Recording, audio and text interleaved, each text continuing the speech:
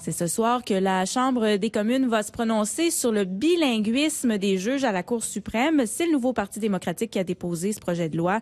D'ailleurs, c'est la 4e tentative du NPD de faire passer ce projet de loi. Ça fait presque 10 ans que l'ancien député néo-démocrate Yvon Godin en a fait sa mission. Nous le recevons ce midi. Bon midi, Monsieur Godin. Oui, bon midi. J'imagine que vous allez suivre ça avec attention ce soir. Les libéraux ont déjà annoncé qu'ils voteraient contre le projet de loi. Pourtant, dans le passé, vous avez déjà reçu l'appui du Parti libéral. Ça vous surprend, ce changement de cap? Ben, je veux dire, ça me surprend. J'aimerais te dire que ça me surprend, mais ça me surprend pas d'une autre manière. C'est ça que les libéraux. J'ai toujours dit qu'ils actaient 6 mois avant l'élection, ils actent comme des NPD, puis après l'élection, ben ils s'en allent à la droite. En tout cas, ça m'écoeure de voir comment que les libéraux agissent dans celle-ci.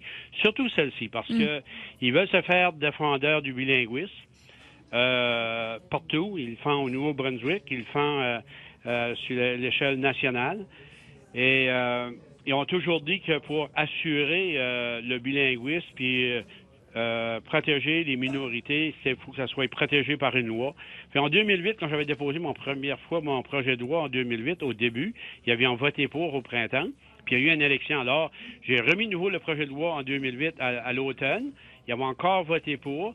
Il a passé les 3 lectures au Parlement. Puis, il a été envoyé au Sénat, puis les conservateurs l'ont gardé au Sénat, puis il n'a pas voulu voter jusqu'en 2011, puis on la porte dure feuilletant. Ça fait, les libéraux ont voté, et même M. Trudeau a voté pour. Puis, en 2011, encore une fois, après l'élection, j'ai remis de nouveau le projet de loi, et M. Trudeau a voté pour, et tous les libéraux ont voté pour, et même Stéphane Dion disait, faut absolument placer ce projet de loi-là, voter pour protéger le bilinguisme et aussi avoir les juges, puis plus n'en parler que les juges soient bilingues. Là, qu'est-ce que vous dites à ceux qui disent là, que ce projet de loi-là nécessite des changements à la Constitution? C'est pourquoi on devrait voter contre? Écoutez, M. Harper lui-même, ça n'a même jamais caché derrière la Constitution. Ça, là, c'est des folies d'aller se cacher derrière la Constitution. Les experts disent le contraire.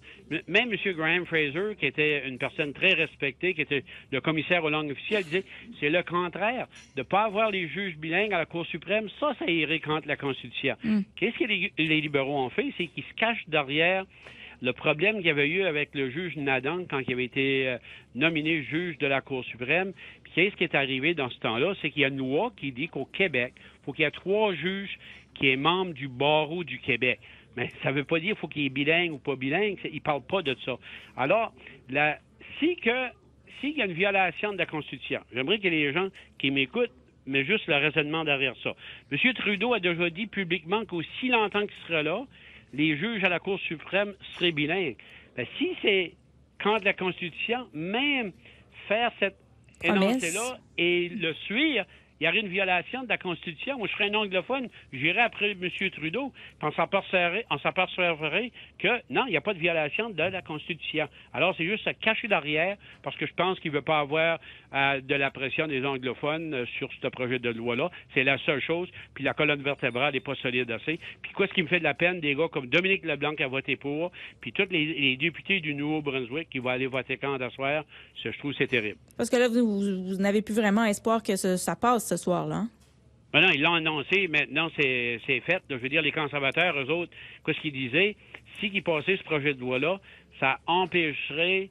les francophones qui disaient ça, ça empêcherait un francophone qui parle pas l'anglais de être juge à la Cour bilingue. Puis ça, c'était les députés conservateurs du Québec.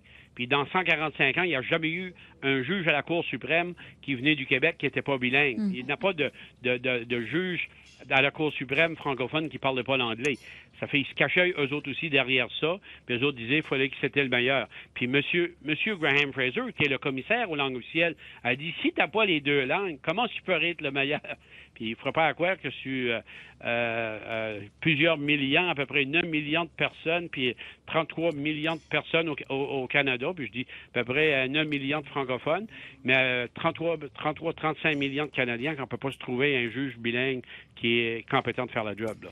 Puis même M. Trudeau a promis aussi longtemps qu'il sera là que les personnes seraient bilingues. Ça fait il n'y a pas de problème là-dessus. Puis il y a déjà eu une étude à la grandeur du Canada, puis il y a des juges qualifiés bilingues à la grandeur du Canada. Donc, on dit que le vote sera pris autour de 18h30, heure de l'Atlantique ce soir. Yvon Godin, ancien député néo-démocrate, merci beaucoup d'avoir été avec nous ce midi. Moi aussi, merci. Bonne journée. Au revoir.